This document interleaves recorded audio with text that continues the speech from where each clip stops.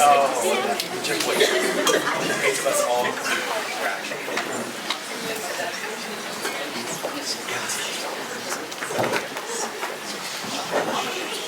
fact that they did not follow us at once into the house, as anybody else should have done, seems to me to show that they have some sense of shame left.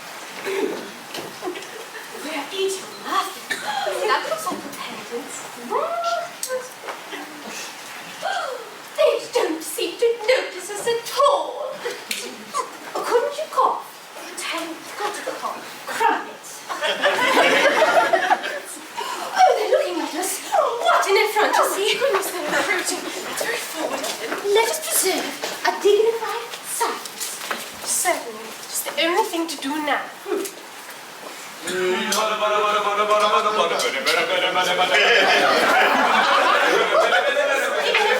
Silence seems to produce an unpleasant effect. But we are not no, certainly not. Mr. Worthing, I have something very particular to ask you, and much depends on your reply. Gwendolyn, your common sense is invaluable. Mr. Moncrief, answer me the following question. Why do you pretend to be my guardian's brother? In order that I may have an opportunity of meeting you. It certainly seems like a satisfactory answer, does it not? If you can believe him. Wait, that doesn't affect the wonderful beauty of his answer. In matters of grave importance, style, not sincerity, is the vital thing.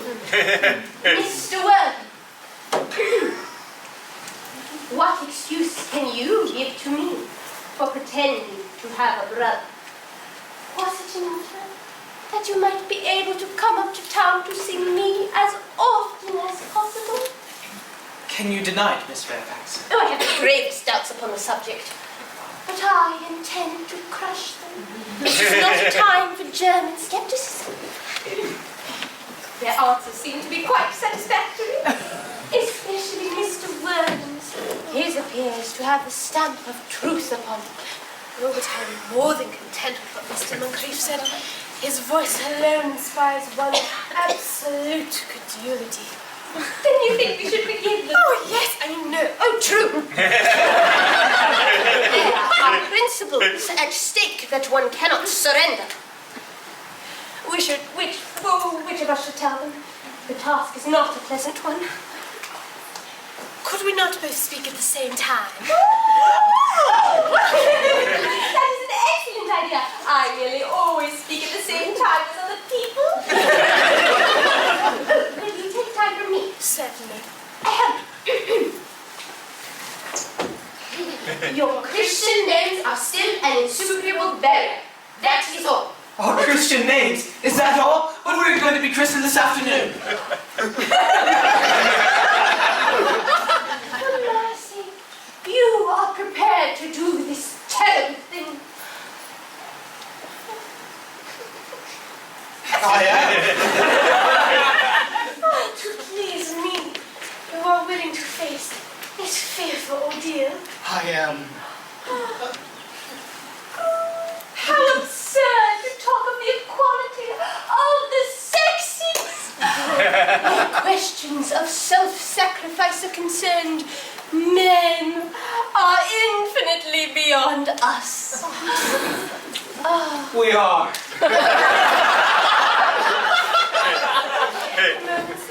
This occurs really absolutely nothing.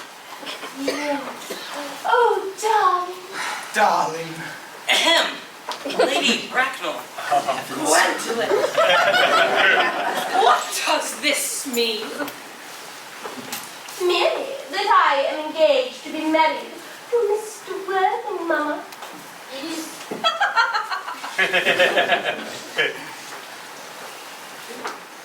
Oh, no, come here. Sit down immediately. I will not. Hesitation of any kind is a sign of mental decay. No. And physical weakness in the old.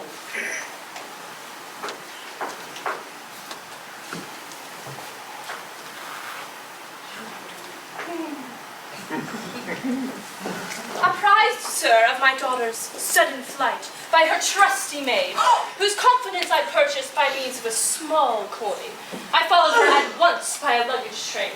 Her unhappy father is, I'm glad to say, under the impression that she's attending more than usually long lecture at the University of Extension Scheme on the permanent income on thought. That is ridiculous. I do not wish to undeceive him.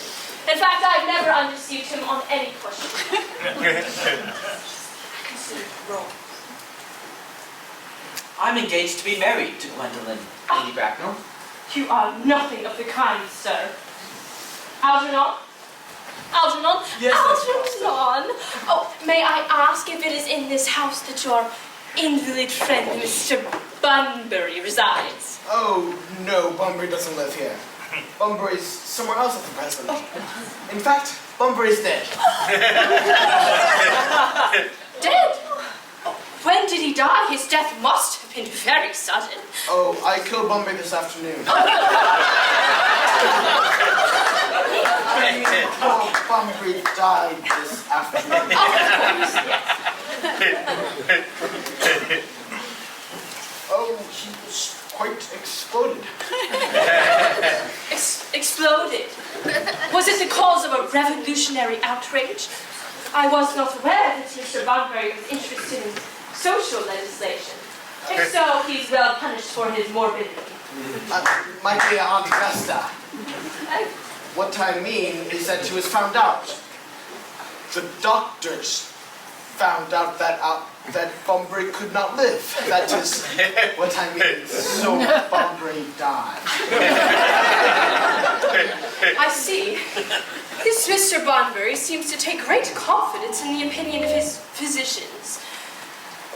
However, I am glad that he made up his mind at last to some definite course of action and acted under proper medical advice. And now that we have rid ourselves of this Mr. Bunbury, Mr. Worth, may I ask who that young lady's hand my young nephew is now holding in what seems to me to be a very unnecessary manner? That lady is Miss Cecily Cardew, my ward. Oh, I see.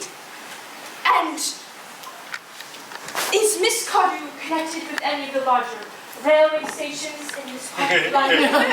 I was not aware until today that there were any family or persons whose origin was a terminus. Miss Cardew is the granddaughter of the late Mr. Thomas Cardew of 149 Belgrave Square, Gervais Park, Dorking, Surrey, and the Sporran, Fifeshire. I see. That is not unsatisfactory. 3 addresses always inspire confidence, even in tradesmen. So far, I am satisfied. I have also in my possession, you will be pleased to hear, Lady Bracknell, certificates of Miss Cardew's birth, baptism, whooping cough, registration, vaccination, confirmation, and the measles, both the German and English variety. A life crowded with incident, I see. Perhaps too much excitement for a young lady. I myself am not fond of premature experiences. However,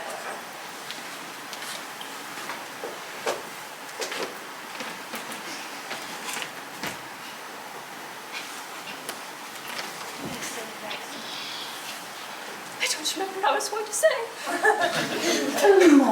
I'm so sorry. Did you have something to say to me, Mama, about me and my beloved? Oh, of course not. In fact, I think it is time for us to go. We must depart at once. Oh! Well, before we leave, Mr. Worthing, may I ask if Miss Cardew is an heir to any little fortune? Oh, about £130,000 in the funds. That is all, Lady Bracknell. Goodbye. So pleased to have seen you. No. A moment, Mr. Worthing. £130,000 and in the funds.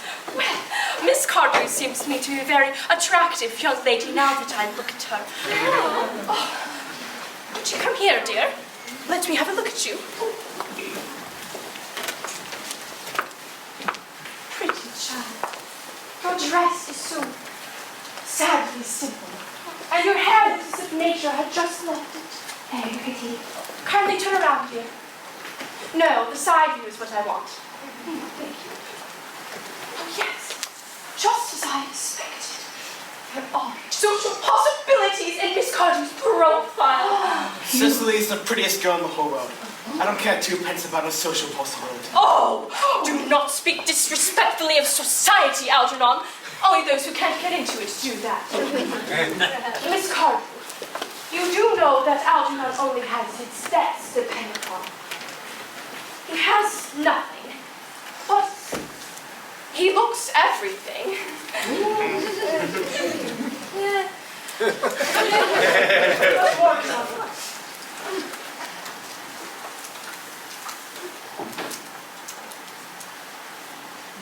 Will you allow us to be married then? I suppose I give my consent. Thank you, Aunt Augusta. Thank you, Lady Bracknell. Oh, Cecily, you may kiss me. And you may call me Aunt Augusta for the future. Oh, thank you, Aunt Augusta. The marriage had better happen quite soon. Oh, thank you, Aunt Augusta. Oh, no. I do not approve of long engagements. They give people the opportunity of finding out each other's character before marriage. It is never advisable. I beg your pardon for interrupting you, Lady Bracknell, but Cecily is my ward, and she cannot legally come of age without my consent until she turns of age. That consent I absolutely decline to give. And upon what grounds, may I ask? Algernon is an extremely, I may almost say, ostentatiously eligible young man. I hate to speak to you frankly, Lady Bracknell, about your nephew, but I don't approve at all of his moral character. I suspect him of being untruthful. Oh, untruthful, impossible. My nephew Algernon, no, he is an Oxonian. I'm afraid there can be no possible doubt upon the matter. This afternoon, during my temporary absence in London on an important question of romance, he obtained access to my house by means of the false pretense of being my brother. He subsequently stated he had devoured every single muffin. What makes his conduct all the more heartless is he knows perfectly well from the first that I have no brother, that I never had a brother, and that I don't have the smallest intention of ever having one in the future, not even of any kind. Well, after careful consideration, I have decided. Took a little bit for that time. I hate waiting even 5 minutes for anyone. Rather cross. I am not punctual myself. I know I do like punctuality in others. And waiting, even for marriage, is completely out of the question. What is to be done, Cecily? No, Mr. Moncrief. My dear Mr. Worthing, as Miss Cardew has positively stated, she cannot wait until she is the age 35. A remark which I am bound to say has a somewhat impatient nature.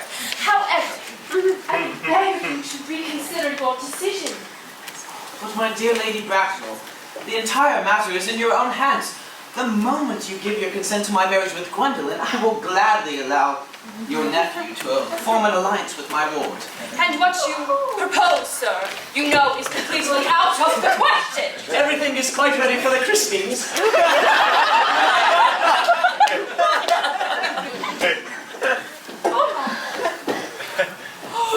The christening, sir, is that not somewhat premature? Both these gentlemen have expressed a desire for immediate baptism. At their age? Oh, no, the idea is grotesque and irreligious. Algernon, I forbid you to be baptized. You will not hear of such excesses. I don't see that, as things are now. It would be of much practical value to either of us, Dr. Charles. I am grieved to hear such sentiments from you. They savor of the heretical views of the Anabaptists. Views that I have completely refuted in my 4 unpublished sermons.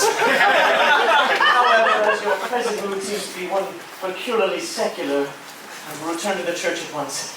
Indeed, I have just been informed by the curate that the last hour and a half, Miss Prism has been waiting for me in the vestry. Oh, but a moment, sir.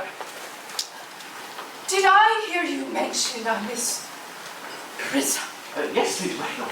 I am on my way to join her. Oh, please, let me detain you for a moment. this matter may be of great importance to myself and Lord Bracknell. Is this Miss Prism a female of repellent aspect and slightly associated with education? She is the most cultivated of ladies, and the very picture of respectability. It is obviously the same person. What position does she have in your household? Miss Prism has been for the last 3 years Cecily's esteemed governess and valued companion. Despite what I hear of her, I must see her.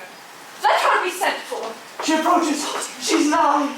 I was told you expected me in the vestry again. I've been waiting here for every moment.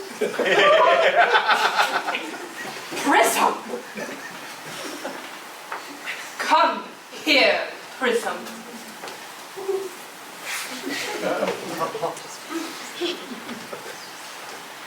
Prism?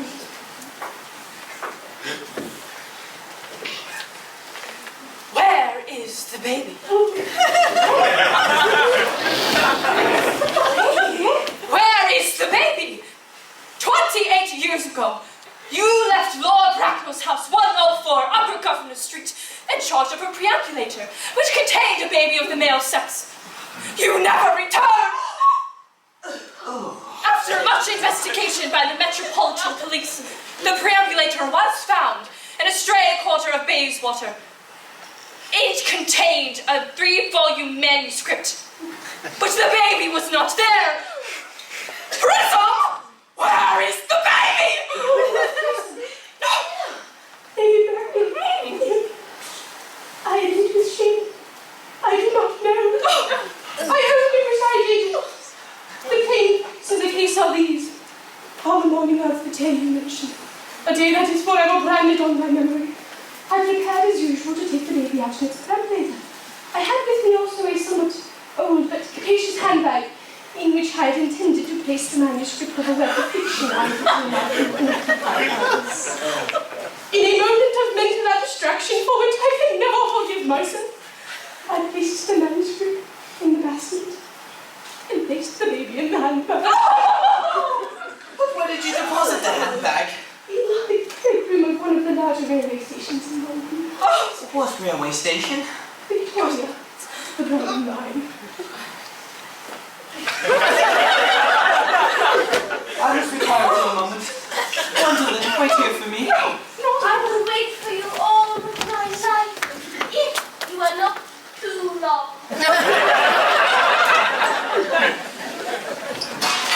What do you think this I do not know, Dr. Trunchbull. You of all people understand that these kind of coincidences are not supposed to occur.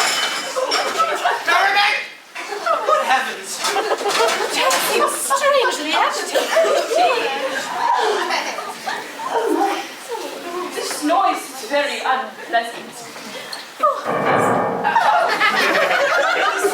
He's having an argument. I detest arguments. They're often vulgar and convincing. The suspense is terrible. I do hope it will last. No. Yes, I do. No. Yes, I do. I think it will. Is this the handbag? Examine it carefully before you speak. The happiness of more than one life depends upon your answer. It seems to be mine. Oh, yes, here is the injury received from the upsetting of the Gower Street omnibus in yonder unhappy days. And here, on the lining is the stain received from the explosion of a temperance beverage. An incident that can't be mentioned. And here, on the lock of my initials, I had forgotten that in an extravagant mood I had had them placed there. The bag is undoubtedly mine. I'm delighted to have it restored to me after all these years. It has been a great inconvenience without it. Miss Prism, more is restored to you than this handbag. I was the baby you placed in it. Oh, you! Yes.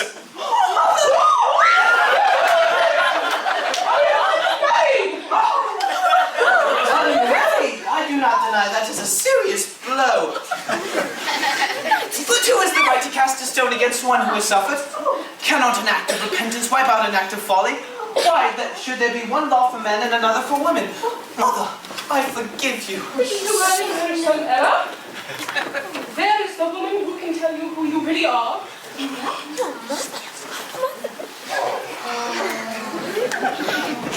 I hate to seem inquisitive, Lady Bracknell, but would you kindly inform me who I am?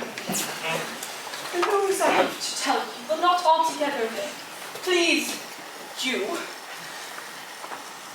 You are the son of my dear sister, Mrs. Moncrief, and consequently, Algernon's elder brother.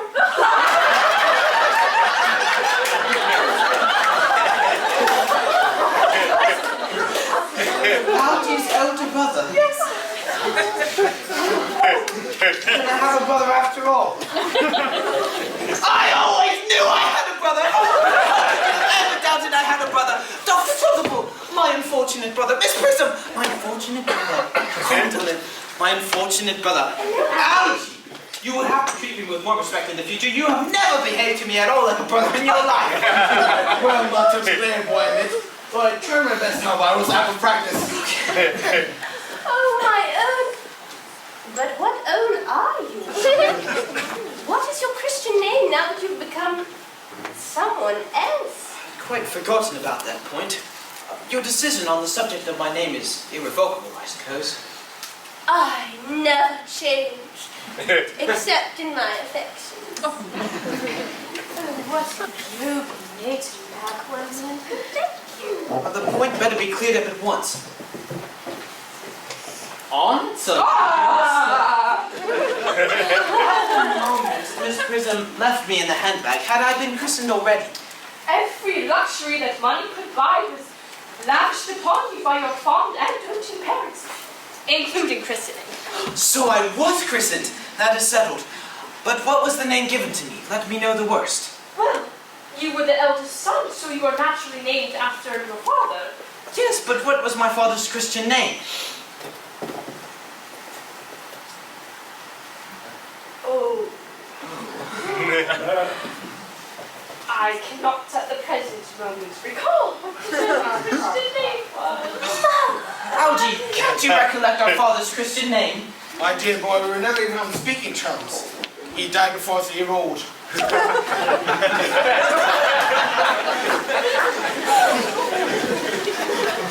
Well, the general was evidently a man of peace, except in his domestic life. I'm sure his name would appear in any of the military directories. The army lists of the last 40 years are here. Please. These delightful records should have been my constant study. Oh, General M. Malin B. Moxbomb. Medley. Oh, what terrible names they have.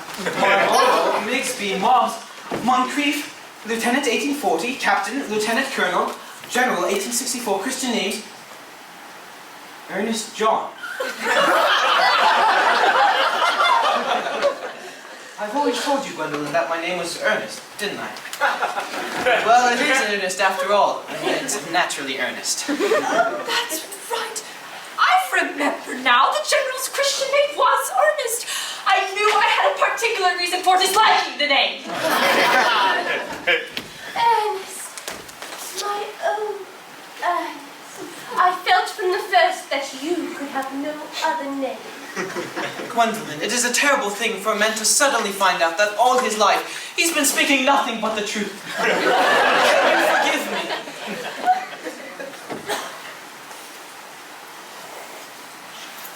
I can. I feel that you are sure to change. My own one.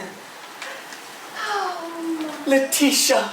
Pray, at last. Cecily, at last. Gwendolyn, at last. Oh, my nephew, you seem to be showing signs of triviality. On the contrary, Aunt Augusta, I've realized for the first time in my life the valuable importance of being earnest.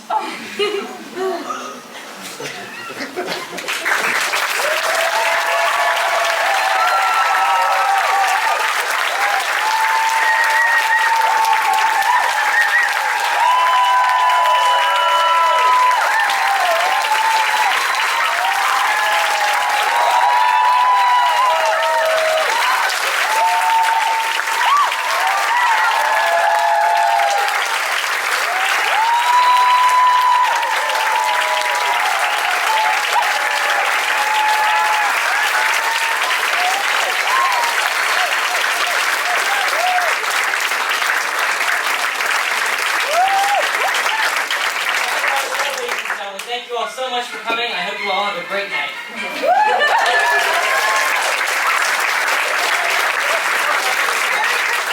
Get up. I want to welcome Mr. Ray Hilton to the stage to tell us a little bit about War of the Roses.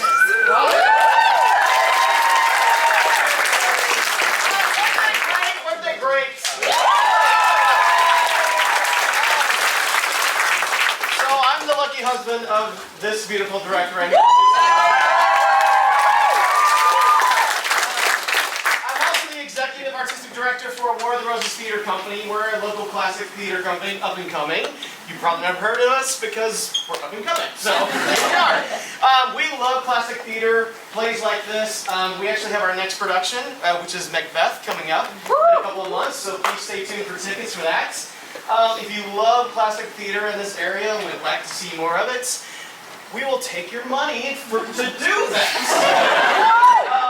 This tonight was a fundraising event for War of the Roses to help with not just education but future productions as well.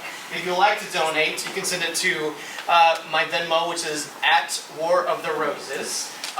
Also, we take cash. We don't say no to cash either. But yeah, thank you so much for coming. This is more of a turnout than we expected. This is fantastic. Thank you so much. Your presence alone here is already a support for classic theater in this area. So thank you so much. We hope you have a wonderful night. Give it up for these